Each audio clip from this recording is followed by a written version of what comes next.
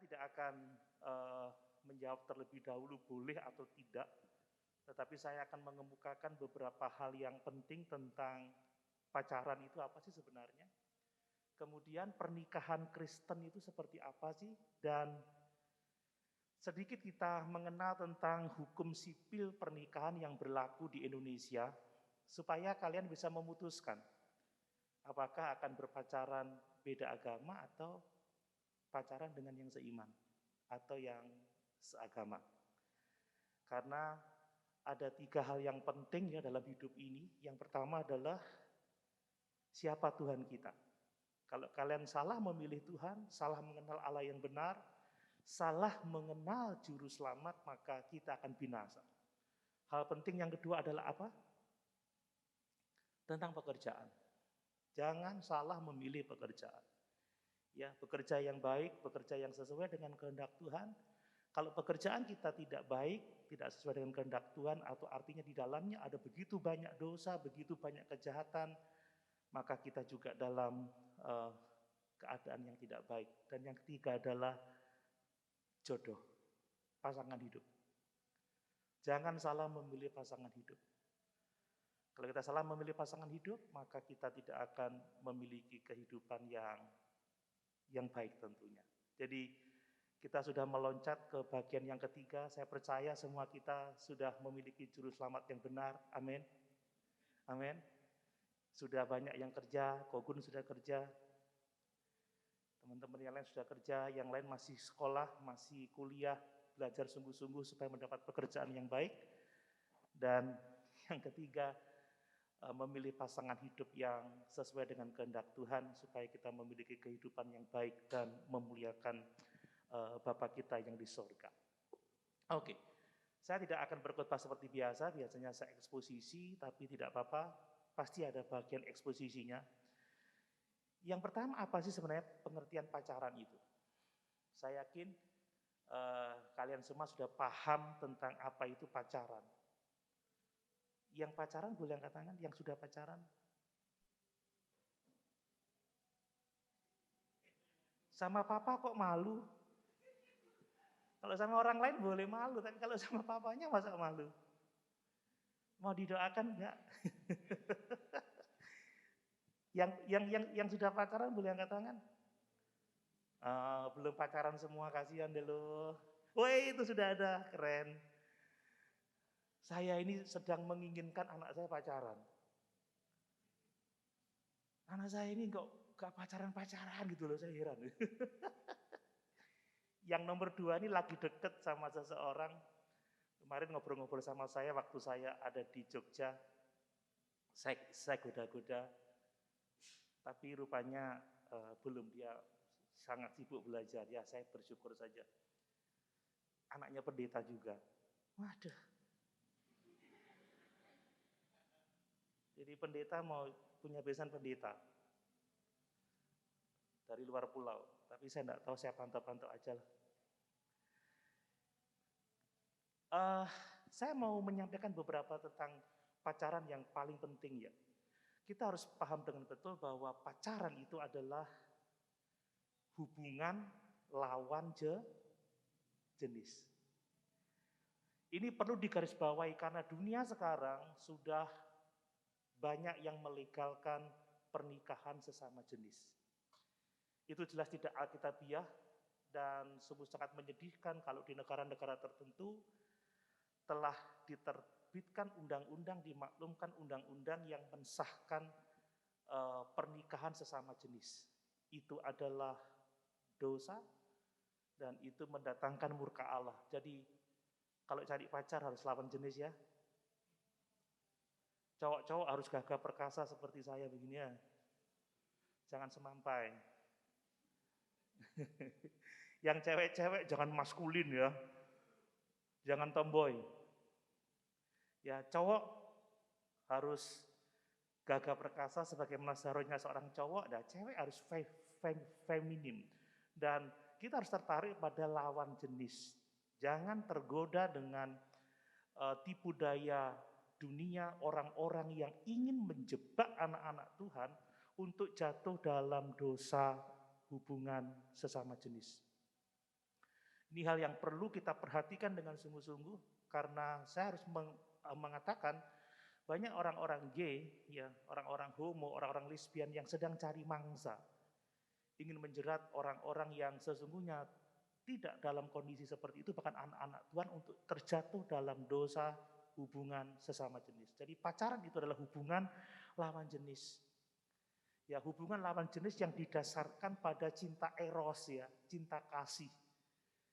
Ya, keinginan untuk membangun hubungan jangka panjang yang pada akhirnya menuju kepada apa? Pernikahan. Jadi pacaran itu bukan main-main, bukan sekedar cari seneng-seneng, ya, cari hiburan, tidak. Pacaran itu adalah membangun hubungan yang sifatnya long term, ya, hubungan yang lama, hubungan yang serius, dan menginginkan sampai pada tahap pernikahan. Pacaran itu masa-masa saling mengenal, saling memahami, pada akhirnya komitmen untuk bisa menikah. Nah, dalam pengertian yang seperti ini, apakah kalian mau berpacaran dengan orang yang beda agama? Apakah kalian akan menikahi seorang yang tidak seiman? Itu pertanyaannya.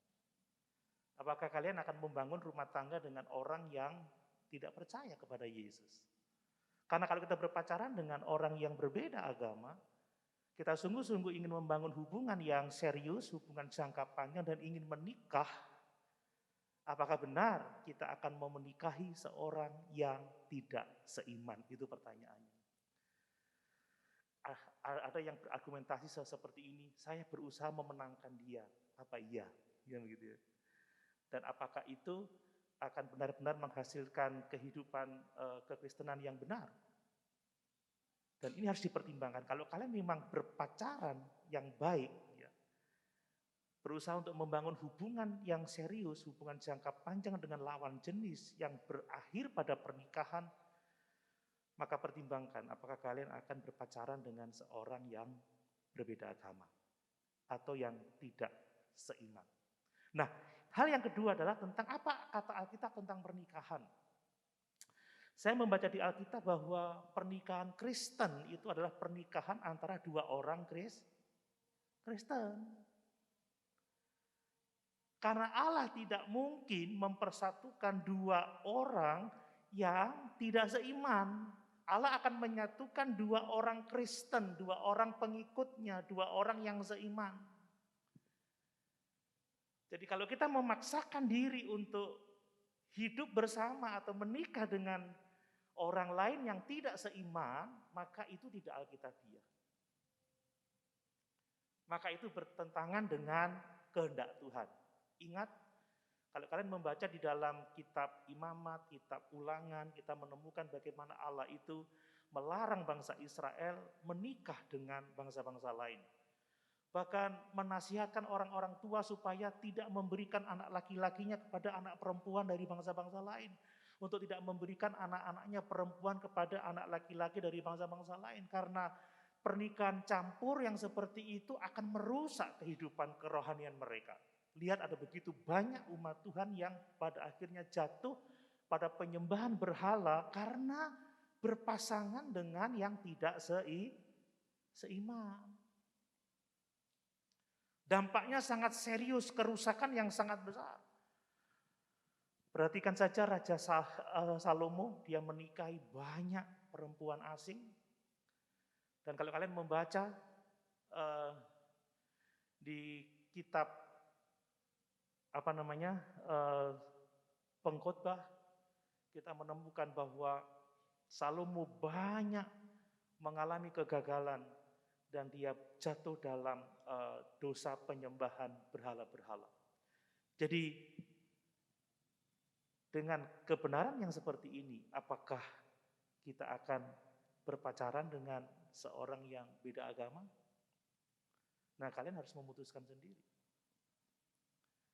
Kalau kalian memaksakan untuk berpacaran dengan yang berbeda agama, ingat Tuhan tidak akan menyatukan dua orang yang tidak seiman. Kalaupun dipaksakan itu tidak alkitabiah dan itu akan menyebabkan kerusakan yang sangat hebat dalam kehidupan kita. Nah, yang selanjutnya, saya memperhatikan di dalam kitab Perjanjian Baru bahwa Allah itu menekankan kekudusan orang-orang benar, menekankan kekudusan orang-orang percaya. Bahwa orang-orang Kristen itu harus menghindari noda kekafiran yang disebabkan dengan membangun ikatan dengan orang yang tidak seiman. Ini tidak hanya berbicara soal pernikahan, tetapi juga persahabatan atau sekuk dengan orang-orang yang tidak seiman, dengan orang-orang yang menentang kekristenan. Jadi kita tidak boleh sekuk dengan orang-orang yang berlawanan dengan iman Kristen.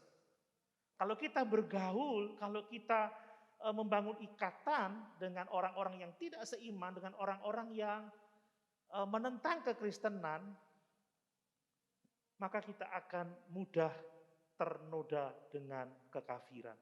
Ingat, pergaulan yang buruk merusak kebiasaan yang baik. Dan ini menyangkut pernikahan. Nah, coba kita baca sekarang dalam 2 Korintus 6 ayat 14 sampai 16. 2 Korintus 6 ayat 14 sampai 16. Perhatikan ini. Bagaimana Rasul Paulus menegaskan supaya orang-orang Kristen di Korintus tidak membangun ikatan dengan orang-orang yang tidak seiman. Saya baca untuk kita sekalian. 2 Korintus 6 ayat 14 sampai 18. Janganlah kamu merupakan pasangan yang tidak seimbang dengan orang-orang yang tak percaya. Sebab persamaan apakah terdapat antara kebenaran dan kedurhakaan? Atau bagaimanakah terang dapat bersatu dengan gelap? Persamaan apakah yang terdapat antara Kristus dan Belial? Apakah bagian bersama orang-orang percaya dengan orang-orang tak percaya? Apakah hubungan bait Allah dengan berhala? Karena kita adalah bait dari Allah yang hidup menurut firman Allah ini. Aku akan diam bersama-sama dengan mereka dan hidup di tengah-tengah mereka. Dan aku akan menjadi Allah mereka. Dan mereka akan menjadi umatku. Sebab itu perhatikan, keluarlah kamu dari antara mereka dan pisahkanlah dirimu dari mereka, firman Tuhan, dan janganlah menjamah apa yang najis. Maka aku akan menerima kamu dan aku akan menjadi bapamu dan kamu akan menjadi anak-anakku laki-laki dan anak-anakku perempuan. Demikianlah firman Tuhan yang Maha Kuasa. Jadi kita diperintahkan untuk menjaga diri dari noda kekafiran dengan membangun ikatan hubungan dengan orang-orang yang tidak seiman. Dengan orang-orang yang menolak kekristenan. Saya memperhatikan identitas kita ya. Identitas kita yang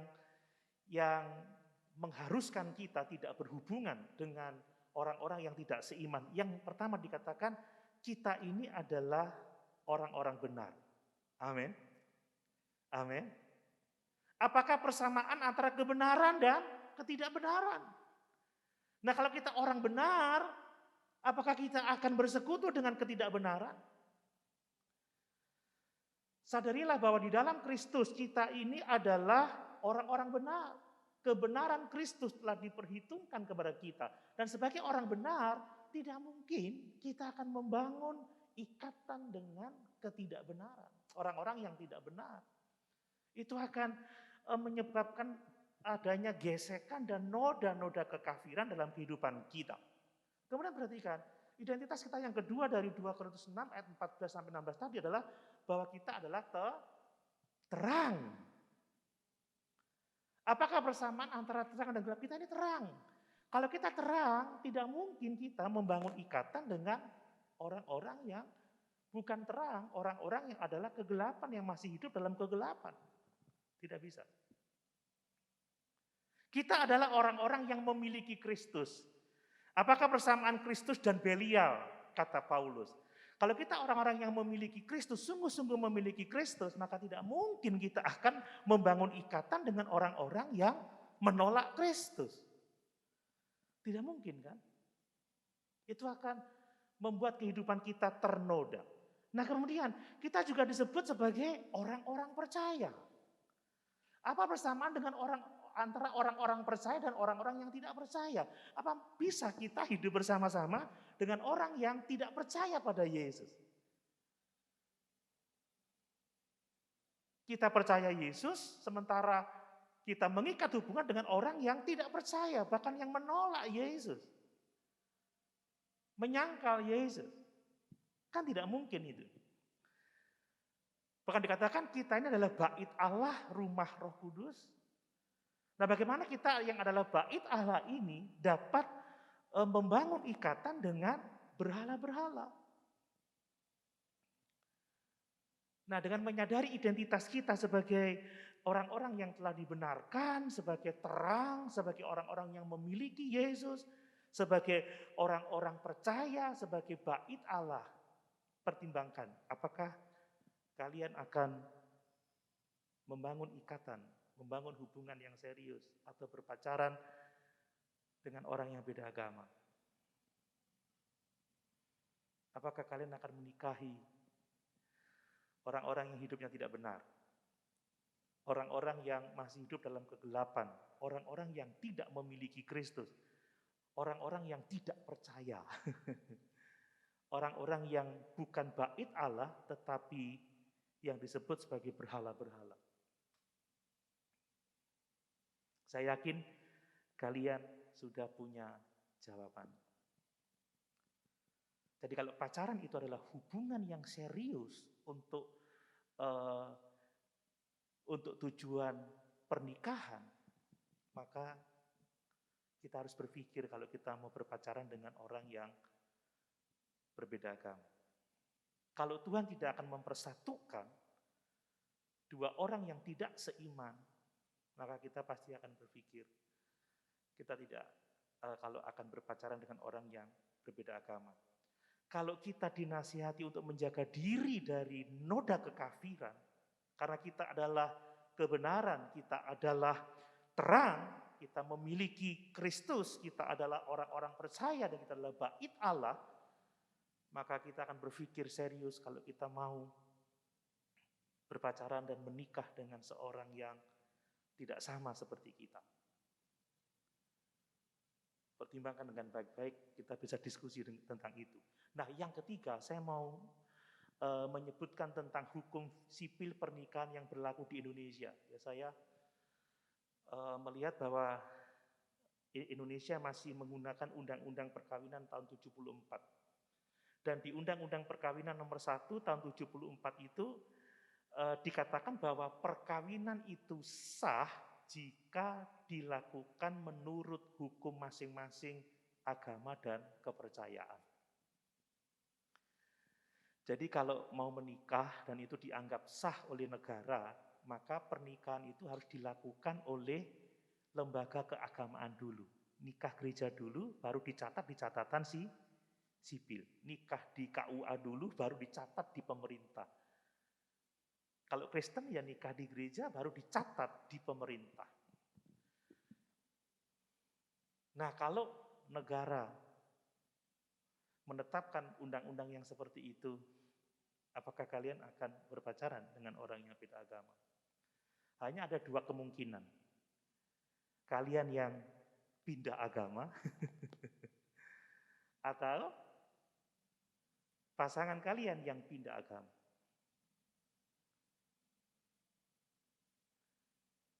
Makanya sebagai anak-anak Tuhan, kita harus waspada. Amin. Sebab Allah telah menyelamatkan kita, Allah telah menjadikan kita orang-orang benar. Kita adalah terang dunia ini. Ya, kita adalah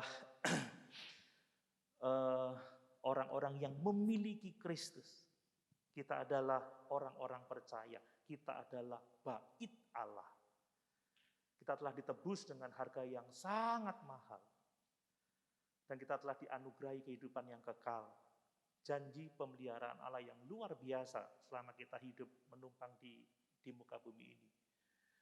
Maka mari kita mendengarkan nasihat Tuhan. Jangan membangun ikatan dengan orang yang tidak percaya. Karena selain itu tidak alkitabiah, itu adalah dosa. Dan itu mendatangkan murka Allah atas kehidupan kita. Jadi pikir baik-baik ketika ingin membangun hubungan dengan orang yang beda agama. Karena kita adalah milik Kristus, kita terang, kita garam, kita bait Allah, kita kebenaran. Tidak mungkin kita dapat bersekutu atau membangun ikatan dengan orang yang tidak seiman. Saya pikir itu yang dapat saya sampaikan. Saya harap kalian bisa menyimpulkan sendiri dan mengambil keputusan yang benar dalam hidup ini. Oke.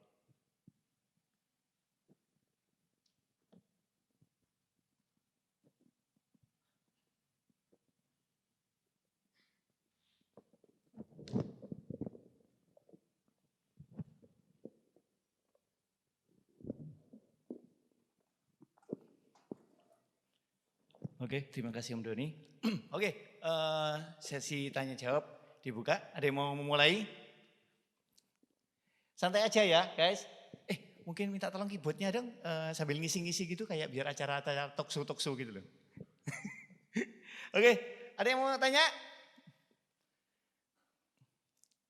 Ini Om, sesuai dengan apa yang ditanyakan tadi, disampaikan di depan. Jadi pertemanan seperti apa yang diperbolehkan dalam iman Kristen, Om Doni? Paulus mengatakan di dalam 1 Korintus pasal yang ke-6 bahwa kalau kita tidak mau bergaul dengan semua orang, maka kita harus meninggalkan dunia ini ya. Kita dapat bergaul dengan semua orang dari agama manapun juga. Yang tidak diizinkan adalah kalau kita bergaul dengan orang yang mengaku percaya, mengaku anak Tuhan tetapi hidup di dalam dosa. Untuk orang-orang yang seperti itu kata Alkitab jauhi, jangan makan bersama-sama dengan dia. Tetapi pergaulan kita dengan orang-orang yang tidak seiman, dengan orang-orang berdosa, semua teman-teman kita yang tidak seiman, itu tidak berarti bahwa kita membangun persahabatan yang saling mengikat. Saya baik dengan semua orang. Saya pernah di FKUB selama 2 periode. Saya bergaul dengan mereka, tetapi saya tidak mengikat hubungan dengan mereka. Saya tidak terikat untuk mengikuti kepercayaannya atau saya harus begini dengan hubungan. Tidak, saya bebas. Dan satu motivasi saya bergaul dengan mereka adalah untuk menyaksikan Kristus baik melalui perkataan maupun dengan perbuatan. Jadi kalau tidak mau bergaul dengan orang-orang lain ya pulang ke surga aja. Silakan berteman dengan siapa saja, tetapi jangan membangun ikatan, jangan sekuk dengan dia. Jangan membangun persahabatan dalam artian terikat. Ya ada bonding, itu yang tidak boleh. Saya bebas aja. Ya saya tidak terikat, saya tidak harus ketemu dengan dia, saya tidak harus bersama-sama dengan dia, tidak harus bermain dengan dia. Saya bebas, saya lebih memilih orang percaya. Jadi begini ya, Tuhan mengajarkan ada keluarga yang harus kita kasihi, itu keluarga inti kita. Ya, papa, mama, kakak, adik, saudara-saudara kita. Tetapi lebih dari itu, Tuhan mau kita mencintai tubuhnya. Tuhan mau kita mencintai sesama orang percaya. Jadi lebih dari keluarga, kita harus mengasihi sesama orang percaya. Itu yang paling penting. Ingat ketika Tuhan Yesus ditanya sama murid-muridnya berkata, "Guru, di situ ada ibumu, harus ada saudaramu." Dia berkata apa? Orang tuaku, saudaraku adalah mereka yang melakukan kehendak Tuhan. Saya punya saudara, saya punya keluarga, tapi saya mencintai sesama orang beriman. Saya mencintai jemaat, saya mencintai orang-orang percaya lain. Dan itu menjadi kewajiban saya sebagai orang yang mencintai Tuhan. Karena kalau saya mencintai Tuhan, saya mencintai tubuhnya. Siapa tubuh Kristus? Orang-orang percaya. Jadi sekarang ini saya lebih dekat dengan orang-orang percaya lainnya. Saya dekat dengan keluarga saya. Keluarga saya masih ada yang Hindu, Masih ada yang muslim? Banyak. Tetapi saya bersyukur di dalam Kristus saya punya keluarga baru. Saya punya saudara-saudara seiman yang lain dan itu menjadi keluarga saya. Jadi selain keluarga inti saya, keluarga saudara saya, maka ada yang harus saya kasihi, itulah sesama orang percaya. Makanya saya berharap kalian sebagai sesama pengikut Kristus saling mengasihi. Benar-benar dekat, saling memperhatikan, saling mempedulikan. Dan itu yang selayaknya kita lakukan sebagai orang-orang percaya. Saya pikir seperti itu. Jadi kedekatan kita dengan perlu dibedakan ya Om ya. Jadi mungkin teman-teman, aku ini cocok udah sama mungkin beda agama Om. Mungkin bukan tentang pacaran ya, tapi kedekatan, pertemanan. Aku enak sudah curhat sama dia kok. Aku sudah sangat cocok. Aku sama yang sama-sama Kristen mungkin agak gak cocok. Nah, ternyata kita harus memilah Om ya. Memilah untuk teman dekat itu harus seperti apa.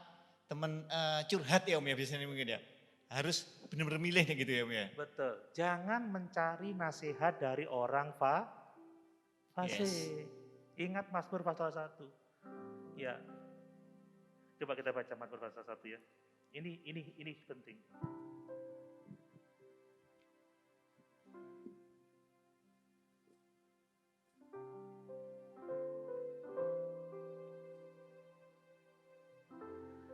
Hanya 6 ayat saja, coba lihat itu. Berbahagialah orang yang tidak berjalan menurut nasihat orang fasik. Saya mau tanya, siapa orang fasik itu? Orang-orang yang tidak percaya Yesus. Orang-orang yang tidak beriman kepada Yesus. Orang-orang yang tidak hidup dalam kebenaran. Nah, siapa orang-orang fasik? Ya termasuk teman-teman kita yang tidak percaya Yesus. Kalian boleh bersahabat, bergaul, tapi jangan minta nasihatnya. Karena nasihatnya pasti berasal dari kefasikan. Saya akan benar-benar menjauhi dan tidak akan meminta nasihat ke teman-teman yang tidak seiman. Bahkan kakak saya nggak saya mintain nasihat. Yes. Saya minta nasihat kepada teman-teman saya yang seiman, yang saya tahu dia mengasihi Tuhan, yang saya tahu dia mengenal kebenaran. Lihat, yang tidak berdiri di jalan orang berdosa. Nah, siapa orang-orang berdosa? Semua orang berdosa. Tetapi kita telah dibenarkan oleh karena iman dan kasih karunia di dalam Yesus Kristus. Amin. Amin. Kita nggak akan mencari nasihat atau meminta pendapat kepada mereka yang belum diselamatkan. Jangan, gitu loh. Dan yang tidak duduk dalam kumpulan pencemooh. Nah ini, pencemooh siapa? Pencemooh Tuhan. Kok mau berteman sama antikris? Orang Kristen salib dipertenteng, matinya disalib, yang menghina kita. Masa kita meminta pendapat sama mereka? Tidak dong. Nasihat yang terbaik datang dari firman Tuhan. Amin. Nasihat terbaik datang dari orang-orang yang mengasihi Tuhan, orang-orang yang tahu kebenaran dan orang-orang yang hidup dalam kebenaran. Makanya kenapa sih kok tidak curhat ke saya suka kok diajak curhat. Curhat ke Kogun, ke teman-teman seiman, pasti nasihatnya nasihat yang berasal dari firman Tuhan. Ingat ya, pertama mendengar nasihat. Saudara, kita biasanya udah dengar-dengar nasihat, omongan-omongan. Lama-lama berdiri kita, stand bersama-sama dengan dia. Punya pendirian yang sama dengan orang itu. Lama-lama duduk menetap. Kalau udah menetap, banyak yang mu'alaf. Banyak yang meninggalkan iman. Karena pergaulan. Jadi hati-hati, silahkan berteman dengan siapa saja, namanya sekolah, punya banyak teman. Bermainlah dengan mereka, say hello, tapi ingat kita punya misi untuk mengasihi mereka dengan mewartakan keselamatan melalui kebenaran dan kehidupan kita. Tapi kalau ketika membutuhkan nasihat, mau bersahabat, jangan bergaul karib dengan orang-orang yang tidak seiman. Teman saya banyak, di kampung saya berteman dengan orang-orang itu. Tetangga-tetangga datang ke rumah. Tapi kalau saya butuh nasihat, saya datang kepada firman. Saya datang kepada orang-orang yang sungguh-sungguh mengasihi Tuhan. Hati-hati loh, masa depan kita ditentukan oleh pergaulan kita. Kalau kita bergaul dengan orang fasik, kecenderungannya kita akan menjadi fasik. Kalau kita bergaul dengan orang berdosa, kecenderungan kita akan berbuat dosa. Kalau kita bergaul sama pencemooh, mulut kita juga jadi pencemooh loh. Tapi kalau kita bergaul dengan firman, kita akan menjadi seperti Yesus. Kalau kita bergaul dengan orang yang percaya mengasihi Tuhan, kita akan menjadi seperti orang-orang yang percaya dan mengasihi Tuhan. Makanya hati-hati. Silakan berteman, tapi bersahabat, pikir-pikir dulu. Ada batasnya. Ketika udah menyangkut hal-hal prinsip, kalian harus berpegang pada firman Tuhan, bukan pada pendirian orang fasik, bukan pada pendirian orang berdosa, bukan pada pendirian para pencemooh. Jadi kembali lagi ke firman Om ya, pergaulan yang buruk merusak kebiasaan yang baik. Seperti teman saya pernah ngomong Om, kalau kita sering kumpul berteman dengan teman-teman yang sering berkata kotor, pasti kita akan berkata kotor. Kalau kita sering kumpul dengan orang yang suka minum kopi, pasti kita sedikitnya ngicip kopi. Oh iya ini enak. Kalau kita sudah kebiasaan kumpul dengan orang yang suka narkoba, pasti kita akan juga terjerat juga. Hati-hati saudara. Ya, oke Om, ini satu pertanyaan Om. Ya. Apakah pacaran hanya boleh dimulai ketika ingin menikah? Umur berapa kita boleh berpacaran? Betul. Pacaran itu merupakan hubungan serius ya. Orang yang sudah berpacaran itu nggak boleh main-main. Anak Tuhan itu tidak obral janji ya. Aku sayang kamu, aku cinta kamu, aku akan setia sampai mati. Kamu akan jadi istriku, ibu dari anak-anakku, gombal. Nanti ada yang lain udah pindah ke lain hati. Dulu waktu anak saya yang nomor 1 deket sama perempuan, orang bilang, wah Om udah punya calon mantu. Ya anak masih kecil, saya bilang gitu. Paling nggak lama sudah selesai. Betul, nggak sampai 3 bulan selesai. Saudara, lebih baik kalau kita masih usia-usia sekolah, fokuslah pada belajar.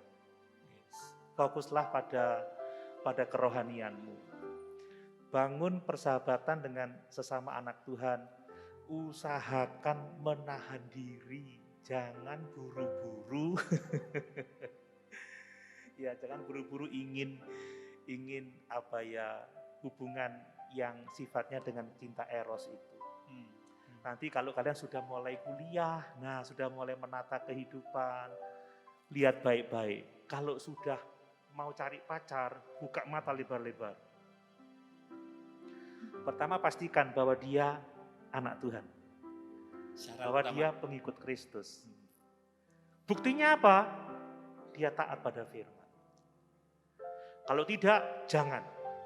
Sekalipun ganteng, sekalipun cantik. Kalau bukan anak Tuhan, lebih baik cari yang lain. Saya ngomong sama anak-anak saya. Kalian boleh menikah sama siapa aja. Saya nggak ngomong pacaran, kalian boleh menikah sama siapa aja. Mau orang Jawa seperti Papa, silakan. Mau orang Cina seperti Kogun, silakan. Mau orang Manado seperti mamanya, campuran deh, silakan. Mau sama orang Papua, silakan. Orang Papua cantik-cantik loh. Mau sama siapa? Tapi yang jelas kamu harus tahu persis bahwa dia adalah anak Tuhan. Kalau enggak, jangan. Jadi jangan mengikuti keinginan hati ya. Ingat, manusia dicobai oleh keinginannya sendiri. Lebih baik fokus. Saya ini sebagai orang tua yang saya pikir bagaimana anak-anak saya, apakah kuliahnya bisa berhasil, apa nanti akan mendapat pekerjaan yang baik. Ya kalau sudah mulai dewasa pemikiran, sudah mulai bekerja, pasti orang tua mendoakan cepat segera punya pasangan. Jadi jangan keburu-buru lah. Gitu. Jangan keburu-buru. Saya tadi mengatakan kepingin lihat anak saya pacaran, karena sepertinya anak saya nggak punya sense untuk pacaran sama sekali. Heran saya. Sampai saya berpikir, Ada yang aneh nggak ya? Enggak juga, tapi rupanya didikan mamanya, didikan papanya masuk. Karena sejak itu kami bilang, kerja dulu ya, belajar baik-baik dulu ya. Semua ada waktunya, semua ada Satunya. waktu Tuhan pasti yang terbaik lagi. jadi ada yang dinamakan masa bayi, ada masa kanak-kanak, masa remaja, masa pemuda. Nah, kalau udah yang adult silahkan mulai membuka hati, mulai berteman. Kalau udah kuliah, udah mandiri. Tapi ingat, jangan sampai itu mempengaruhi belajarmu. Jangan kehilangan kesempatan. Saya orang tua membiayai anak itu mahalnya nggak ketulungan ya. Ini 3 orang di luar kota, kos 3-3-nya, makannya banyak kayak papanya. Bayangin tuh biaya kuliahnya. Kalau dia nyanyiakan waktunya bukan salah saya. Saya bilang, kalau kamu tidak berhasil, Papa tidak merasa bersalah. Papa udah mendoakan, Papa menasihati, Papa mendorong, Papa support. Bahkan sore tadi saya repot untuk menyiapkan kos yang baru karena kos yang sekarang ini lembab. Jadi di kamar mandinya itu ada jamurnya. Kalau ditinggal seminggu bantalnya itu jadi berjamur semuanya. Jadi lihat, jangan sia-siakan karena waktu itu tidak akan kembali. Kalau kalian gagal sekarang, ada anugerah sih iya, tapi jangan mempermainkan Tuhan. Lebih baik seriuslah sekarang, baik-baiklah sekarang. Serius dengan Tuhan, serius dengan pendidikanmu, serius dengan masa depanmu, pasti nanti akan luar biasa baik. Jadi ada kata-kata orang bijak nih Om. Kalau dia membuatmu semakin dekat dengan Tuhan, maka pertahankan. Kalau dia semakin membuat kamu menjauh dari Tuhan, tinggalkan. Gitu Om ya. Oke, ada yang tanya tadi ya? Siapa? Ada Aryo tadi mau tanya? Ada? Perlu ke depan atau pakai mic? Atau berdiri aja di sana? Silakan Aryo.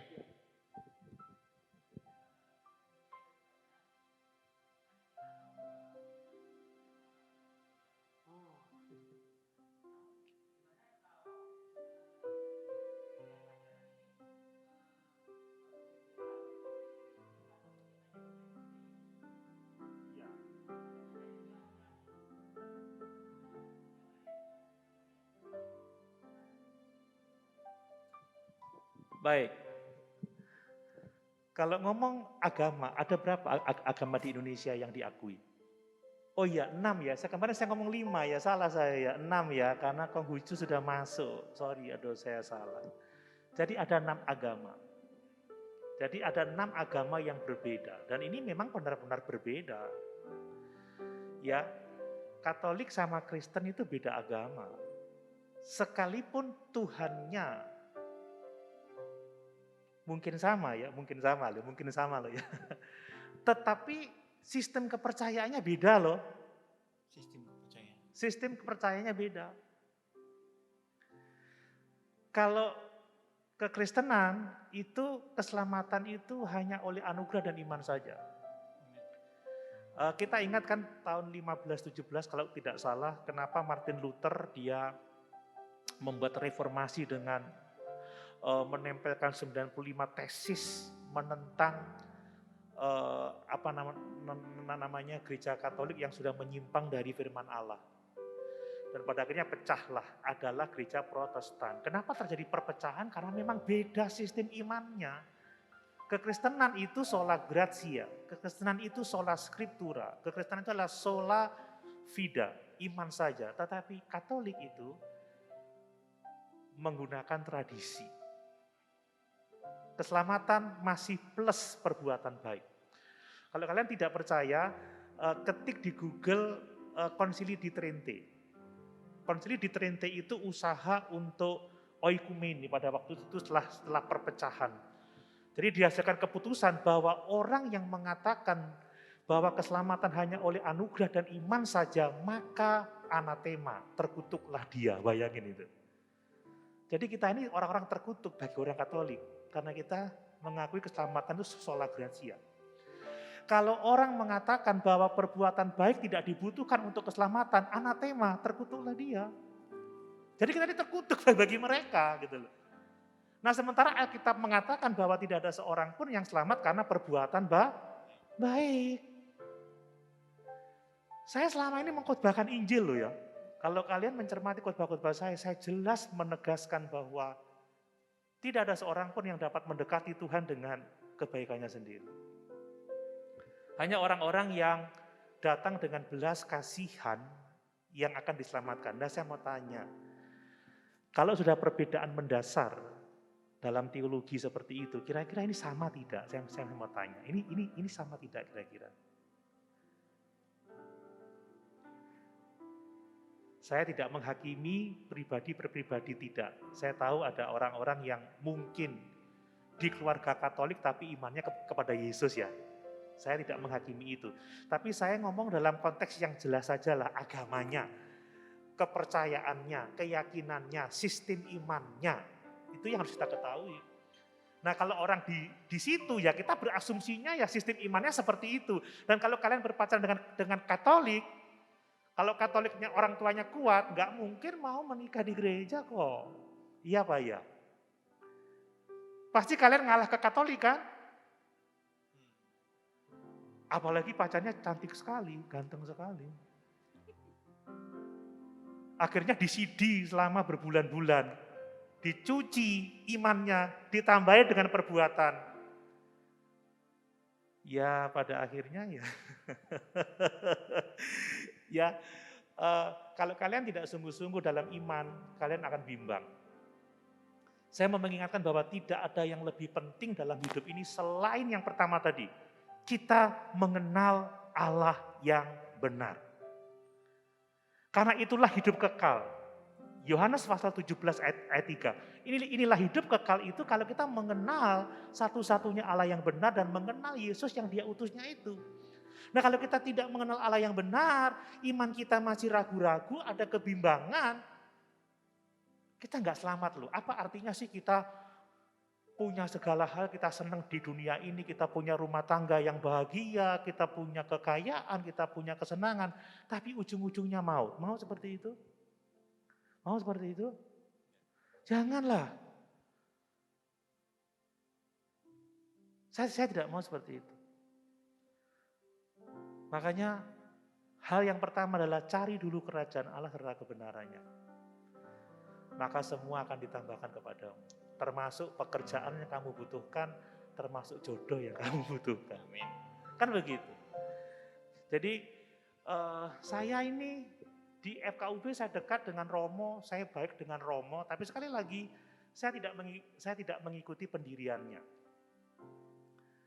Saya belajar agama-agama. Ada banyak perbedaan loh ya.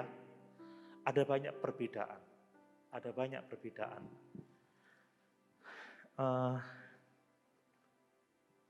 Mungkin ini penting untuk kita sharingkan.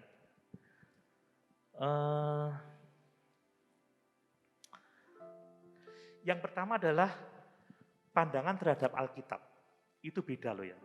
Kalau kita orang Kristen, Alkitab adalah firman Allah. Alkitab itu satu-satunya dasar kebenaran. Satu-satunya dasar dalam berteologi. Tapi tidak dengan Katolik. Katolik menambahkan pada Alkitab tradisi. Makanya ada hal-hal yang tidak kita ketahui dari keyakinan mereka dari Alkitab. Mereka juga masih menggunakan Talmud. Mereka masih menggunakan Alkitab Deuterokanonika. Ya makanya ada surat Yudas Makabe dan lain sebagainya. Jadi pandangannya terhadap Alkitab sudah beda. Kalau kita kan sola scriptura, Alkitab saja. Makanya beda sistem kepercayaannya. Beda. Gitu. Nah yang kemudian adalah pandangannya terhadap gereja. Bagi Katolik, satu-satunya gereja yang benar adalah Katolik. Di luar Katolik, tidak ada gereja yang benar. Jadi kita ini bukan gereja.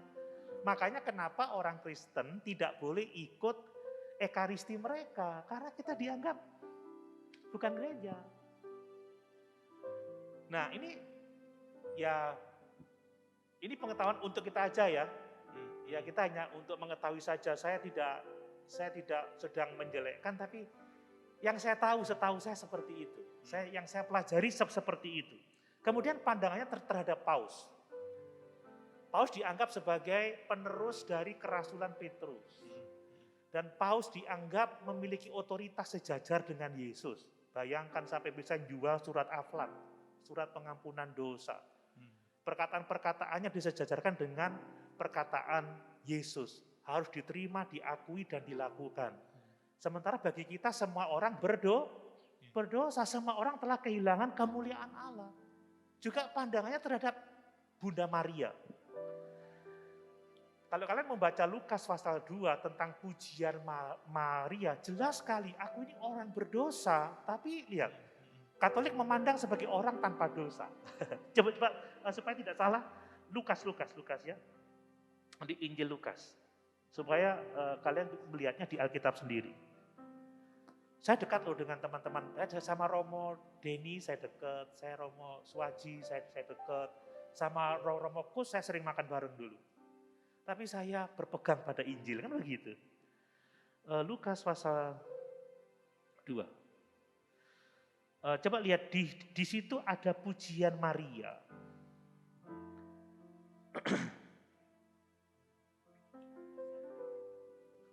Pasal 2.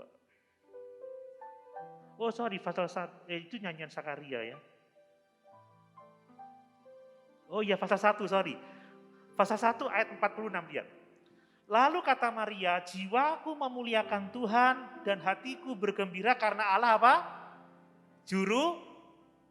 Kalau orang butuh juru selamat, dia orang berdosa enggak? Berdosa dong. Tapi kenapa dikatakan Maria tanpa dosa, tanpa noda? Kalau dia tanpa noda, tanpa dosa, dia tidak butuh juru selamat. Dia sama seperti kita kok. Dia manusia berdosa juga, kan begitu. Nah ini pandangan yang berbeda, lihat. Sebab ia telah memperhatikan kerendahan hambanya. Dia mengatakan, aku ini dalam kerendahan. Ya, lihat. Sesungguhnya mulai dari sekarang segala keturunan akan menyebut aku berbahagia. Karena yang Maha Kuasa telah melakukan perbuatan-perbuatan besar kepadaku dan namanya adalah kudus. Jadi kalau dia dipakai oleh Tuhan untuk melakukan Mesias, semua karena anugerahnya.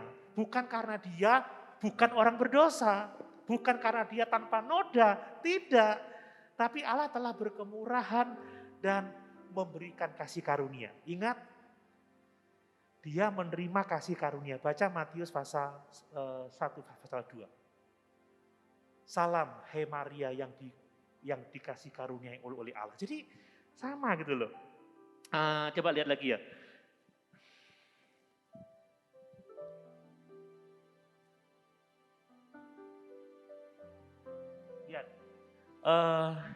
Dan rahmatnya turun-menurun atas orang-orang yang takut akan dia. Ia memperlihatkan kuasanya dengan perbuatan tangannya. Dan mencerai-beraikan orang-orang yang congkak hatinya. Ia menurunkan orang-orang yang berkuasa dari tahtanya. Dan meninggikan orang-orang yang rendah. Dia menyadari dia sebagai orang yang rendah, orang biasa. Ia melimpahkan segala yang baik kepada orang yang lapar. Dan menyuruh orang yang kaya pergi dengan tangan hampa. Ia menolong Israel hambanya. Karena ia mengingat rahmatnya. Dia percaya tentang rahmat, tentang anugerah. Gitu. Jadi Maria sendiri memandang dirinya butuh juru selamat. Memandang dirinya orang berdosa. Tapi orang lain memandangnya lain. Jadi kita punya pandangan yang berbeda. Makanya kenapa kita tidak berdoa melalui perantaraan Ibu Maria. Tapi kita berdoa hanya di dalam Yesus, sebab hanya di dalam Yesus kita diselamatkan. Amin. Karena hanya di dalam Yesus kita memiliki hidup yang kekal. Di dalam Yesus kita mengalami pembenaran itu. Nah ini beda loh, ini beda. Kemudian soal sakramen juga beda. Sakramen Kristen hanya ada 2, perjamuan kudus dan baptisan Kalau mereka ada sakramen pernikahan, sakramen pengudusan mayat. Jadi kalau mayat itu dikuduskan dulu. Apa ada sakramen pengudusan mayat di Alkitab? Nah, ini kan beda.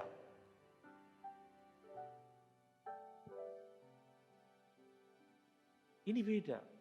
Jadi hati-hati. Hati-hati. silakan berteman, silakan. Tapi mintalah nasihat pada firman Tuhan, amin. Silakan berbisnis dengan orang yang, ya saya belanja sama orang tidak seiman, saya beli HP di tempat saya kerja sama, saya naik pesawat, pilotnya juga bukan orang beriman juga, tidak semua. Tapi dalam hal mengikat hubungan dengan dia, satu yuk, satu kuk dengan dia, tidak. Saya bebas, saya tidak terikat. Dan saya tidak akan meminta nasihat dari orang-orang seperti itu. Nasihat datangnya dari firman Tuhan. Makanya kalian kalau mau cari jodoh kriterianya apa dulu? Kriteria kita harus menyenangkan Tuhan. Amin. Sebab pernikahan itu diciptakan untuk kemuliaan Allah. Sebagaimana kita diciptakan segambar dan serupa dengan Allah, maka pernikahan juga diciptakan untuk apa? Menggambarkan keberadaan Allah. Yang jamak tetapi esa, yang esa tapi dalam kejamakan. Suami istri itu telah menjadi satu. Dua pribadi tetapi menjadi satu. Dan Allah mau supaya melalui hubungan suami istri, keberadaan Allah boleh dipahami oleh orang-orang yang ada di sekitarnya. Ini sesuatu yang sangat serius. Makanya saudara, Tuhan itu melarang orang yang sudah menikah itu berjauhan loh ya. Iya Pak ya? Karena tidak tahan bertarak. Saya mau ngomong ini sedikit vulgar tapi kalian sudah SMA ya. Ada yang SMP ya. Ingat ya, hati-hati ya. Hubungan suami istri itu adalah hubungan yang paling intim, yang paling dekat, yang tidak boleh berpisah, harus terus gandeng, tak gendong kemana-mana, tak gandeng kemana-mana. Ini saya besok ke Batam, saya ngomong sama yang undang saya.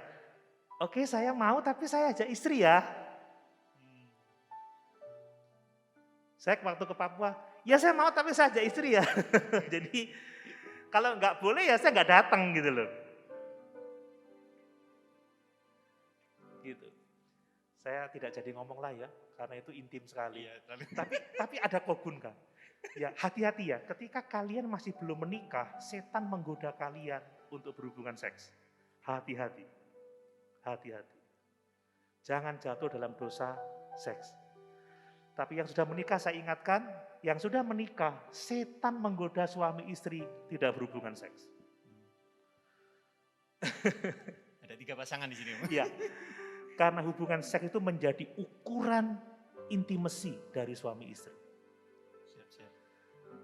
Saya bisa aja sedang bertengkar dengan istri saya bisa kelihatan gandengan, makan bareng, jalan bareng, tapi seks no. Nggak beres itu.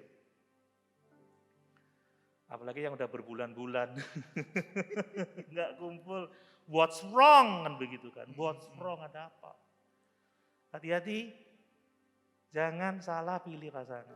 Jadi selama masih bujang, setan menggoda kalian untuk berhubungan seks. Katakan tidak terhadap dosa itu. Amin. Katakan tidak. Tapi yang menikah saya ingatkan. Setan menggoda kalian untuk yang tidak berhubungan seks. Ini saya mengatakan ini, saya harap kalian bisa tahu saya tidak sedang berkata porno, tapi kalian sudah dewasa sekarang ini. Kalian mau nonton video apapun juga tinggal klik aja kok. Yang penting punya gadget, yang penting punya internet, punya pulsa. Boleh, tapi jangan biarkan dirimu digoda sebelum menikah. Jangan digoda untuk seks di luar nikah adalah dosa. Tapi ketika sudah menikah, seks harus dijaga. Karena seks menjadi ukuran keintiman hubungan suami istri. Itu ukuran yang paling dalam, yang paling intim, yang paling serius. Makanya waspada. Waspadalah. Ada yang mau tanya? Yuk. Ada? Ayo Rek, mumpung ini temanya seru ini Rek. Om, ini ada yang tanya ini. Bagaimana menghadapi ortu yang rasis?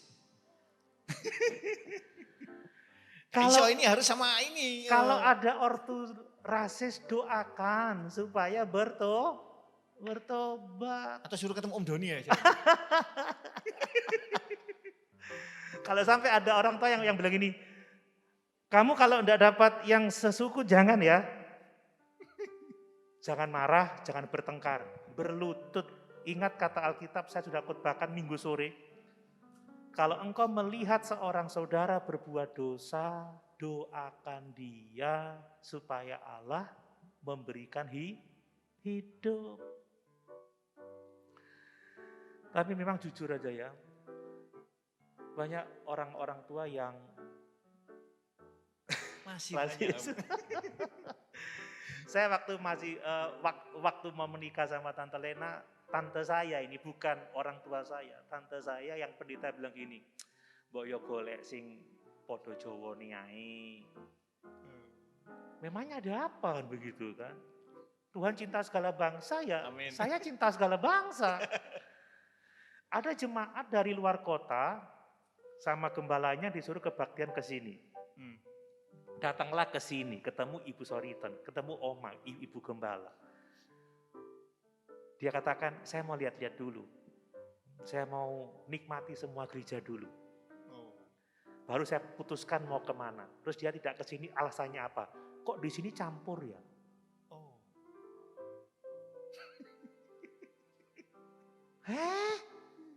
Ini anak Tuhan atau anak setan ini? Lalu belajar apa di gerejanya? Kok campur ya? Atau maksudnya perlu dibedakan cowok-cowok, cewek-cewek sendiri gitu? Lalu pendetone sing lanang ireng sing wedok putih. Saudara, kalau kalian masih berpikir, lu Cina, gua Jawa, lu Madura, lu Batak, aku nggak bisa dengan orang yang tidak sesuku. Itu bukti bahwa engkau belum lahir baru. Buang ke laut ya.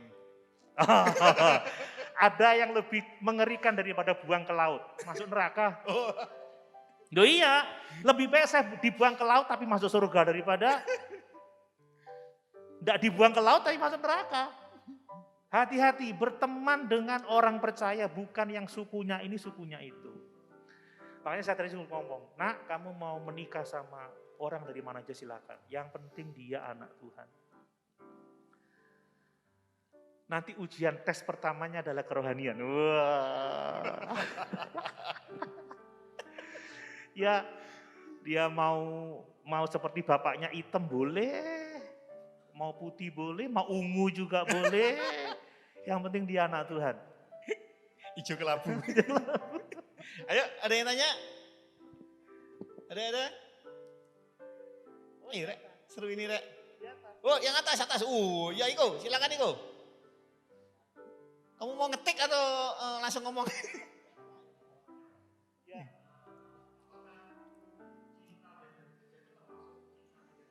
Oh. Saya juga bingung ini. Jenny menikah dengan gereja sana loh ya.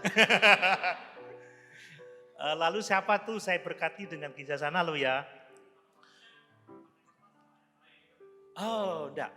Gini. Tadi saya belum selesai mengatakan perbedaan pandangan. Enak dah pakai masker ya. Iya. Di video enggak? Oh, ya udah pakai dulu.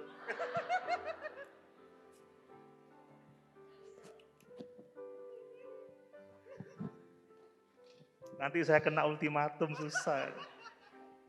Nah, yang tadi yang pasti pas buka bisa di-cut ya, dipotong bisa ya? Enggak. Kan saya lagi minum. Oh iya. Lagi minum boleh dong. Siap. Lanjut Om. Jadi, tadi saya ngomong apa ya? Oh, beda gereja Om. Beda, oh iya. Sama-sama Kristen beda Tentang gereja. pandangan Katolik tentang gereja, hanya gereja Katolik yang benar, yang lain tidak benar. Tapi tidak dengan gereja Protestan. Ada banyak aliran gereja, tetapi gereja Protestan mengakui sebagai tubuh Kristus. Gini loh, ada tiga tingkatan doktrin yang perlu kita perhatikan. Ada doktrin yang esensi, ini harus sama, ini tidak boleh beda. Yang pertama tentang ketuhanan, tentang keselamatan, itu tidak boleh sama. Kalau kita menikah dengan orang Kristen tetapi doktrinnya tentang ketuhanan, tentang keselamatan itu tidak sama, jangan diteruskan. Karena pasti salah satunya tidak selamat. Ingat ya, yang doktrin yang esensi, artinya itu mempengaruhi keselamatan. Kalau saya menyembah Yesus yang tidak sederajat dengan Bapa, saya masuk neraka. Kalau saya menyembah Yesusnya, maaf, Jehovah Witnesses, saya masuk neraka. Karena Yesusnya Jehovah Witnesses tidak sama dengan Yesus di Alkitab. Kalau saya mengikuti Roh Kudus yang hanya sekedar kuasa, bukan pribadi, saya nggak akan selamat. Kalau saya tidak menyembah Allah yang Trinitas, saya tidak akan selamat.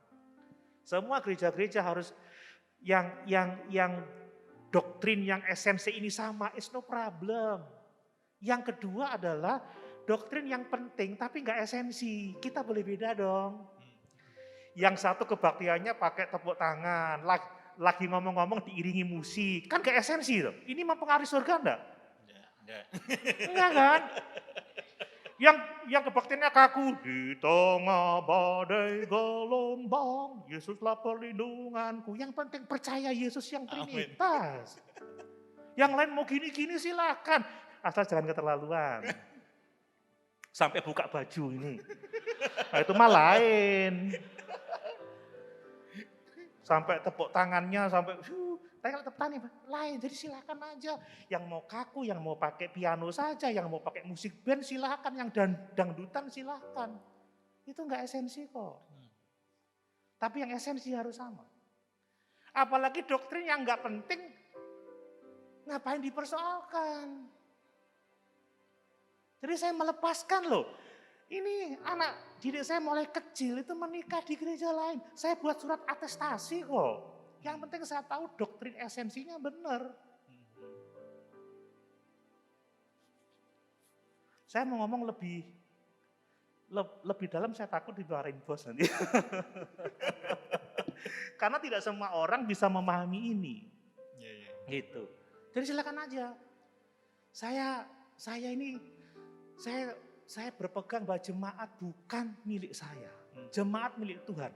Ada satu keluarga, Om saya mau ke sana ya, saya mau ke gereja ini. Tolong buat surat atestasi, saya buatkan. Yang penting saya tahu gerejanya doktrinnya benar.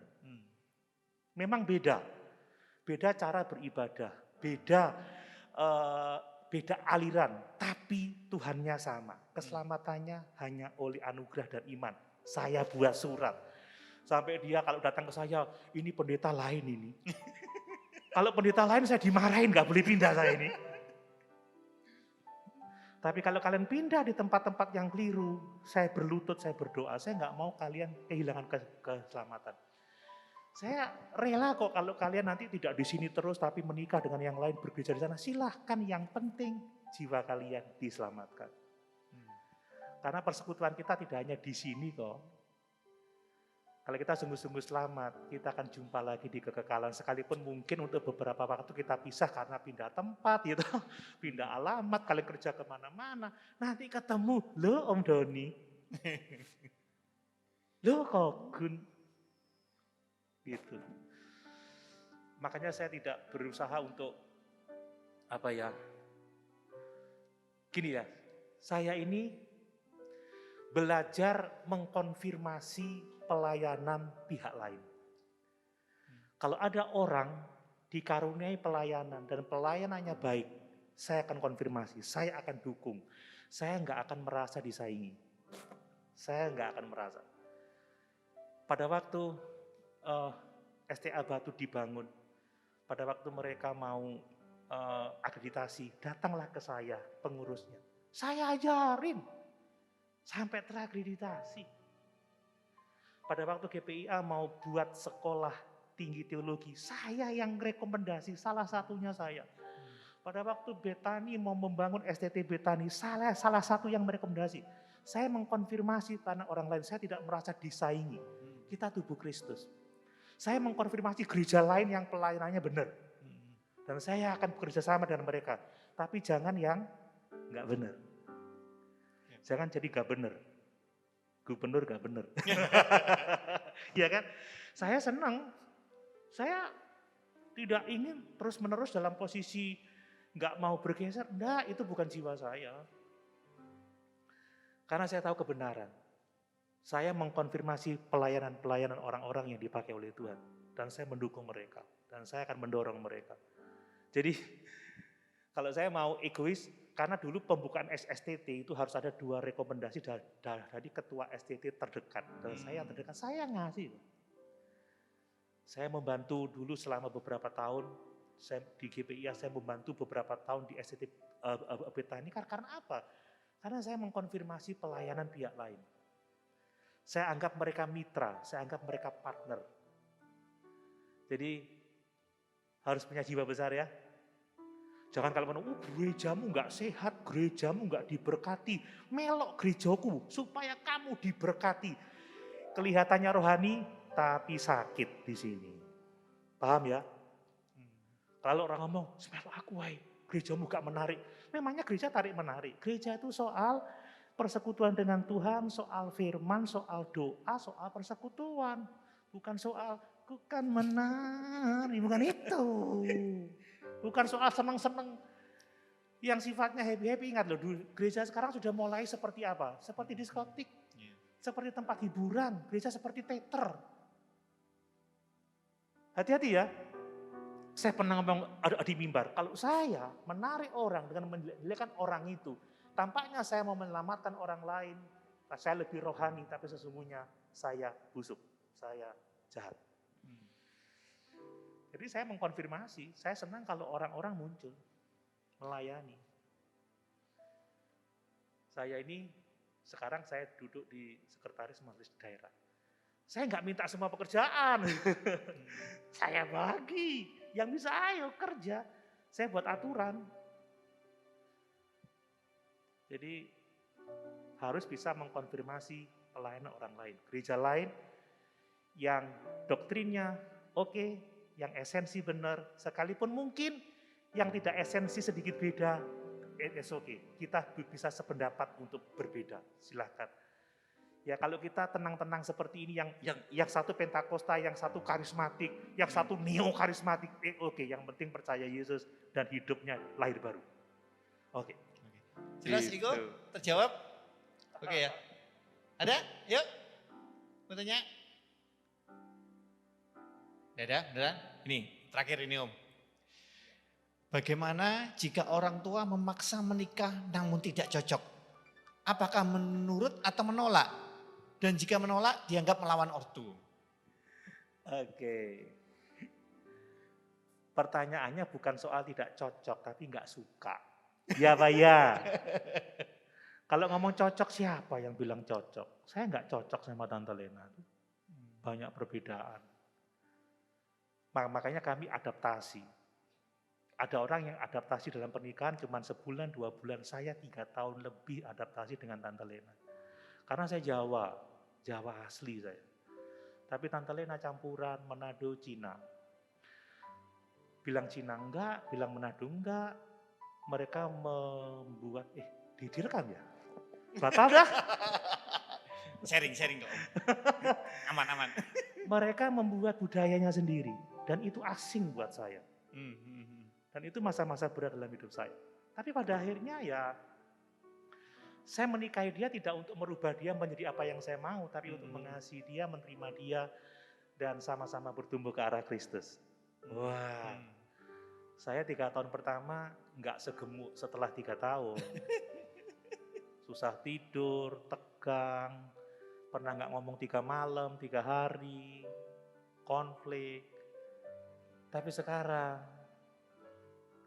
wah, setelah 3 tahun, semuanya indah. Gitu. Nah, saya mungkin tidak senang, tidak cocok, tidak tertarik. Saya mau katakan ya, memang sebelum menikah kita tertarik dengan daya tarik fisik. Daya tarik psikologis. Oh ganteng ya, bodinya, aduh hai.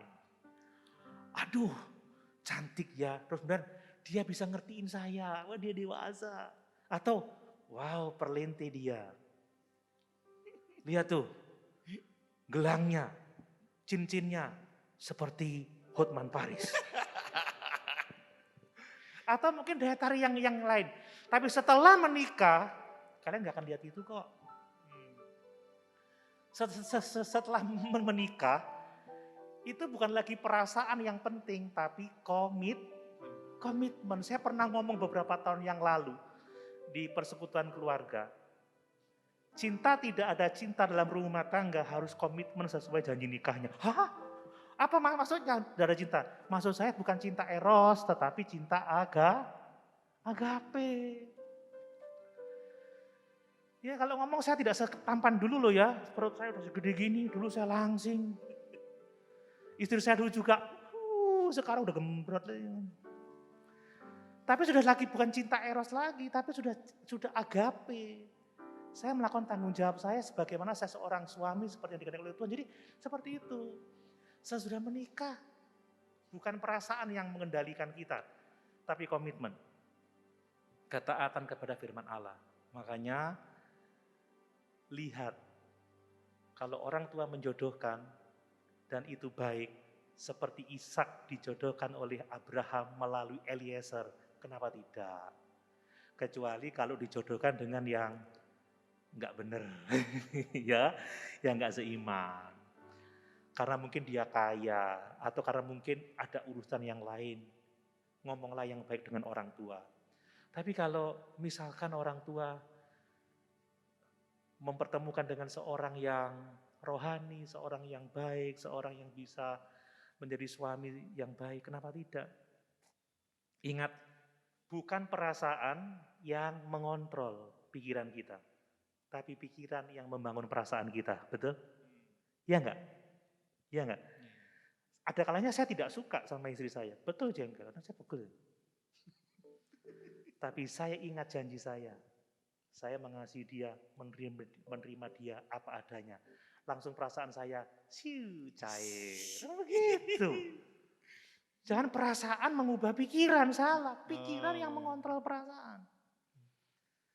Kadang saya jengkel sama orang, tapi ketika dia butuh, ya saya layani karena pikiran hati saya hatinya Kristus dan begitu. Orang Tuhan saya, Tuhan yang begitu mengasihi, Tuhan yang begitu murah hati, sekalipun mungkin saya jengkel sama dia, saya mau menyenangkan Tuhan saya yang murah hati itu. Saya pernah ditabrak mobil saya, bang, itu sudah peok itu. Saya bilang, sini, masuk. Saya ajak masuk, saya ajak ngobrol. Saya bilang, di depan gereja Mangli, lain kali hati-hati ya. Awal nanti kalau celaka kan susah. Lalu jemaat bilang apa? Untung sing mau tabrak pendetaku. Jadi wah, lek gak sampai di polisi no. Wah. Saya juga jengkel, rasanya berwegetan saya. Jadi. Dengan ekspresi. Tapi pada akhirnya saya ingat, saya ini anak Tuhan, saya ini pengikut Kristus. Akhirnya perasaan saya cooling down.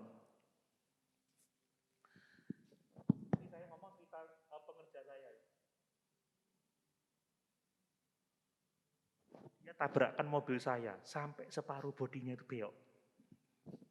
Waktu itu saya lagi tidur siang, boci istilahnya. Bobok siang. Tahu-tahu saya dibangunin. Om Doni, mobilnya ditabrakkan, peok. Saya lihat, hah? Dibuka enggak? Dengan ekspresi. Sekilas, hah? Langsung saya ingat. Dia anak didik saya. Semua orang buat kesalahan. Semua orang bisa keliru. Saya juga bisa keliru. Saya bilang, ya udah tidak apa-apa, nanti diperbaiki. Saya masuk lagi, saya tidur lagi. Tahu enggak? Saya baru tahu dampaknya itu setelah mungkin lebih dari 10 tahun dia datang ke gereja ini lagi, dia kebaktian di Mali, dia kesaksian. Dulu saya itu belum bertobat sungguh-sungguh. Benar, saya di sekolah SDA Jember itu saya masih belum bertobat. Tapi satu peristiwa ketika saya tabrakkan mobilnya Om Doni dan dia merespon saya dengan senyum seperti itu. Mulai saat itu saya bertobat katanya, loh kan begitu. Saya mau jujur ya, jemaat kadang itu tanya pengerja loh ya. Om Doni suka marah enggak? Om Doni kalau di rumah seperti apa? Tanyanya pengerja. Lah berabe kalau pengerjanya, Om Doni itu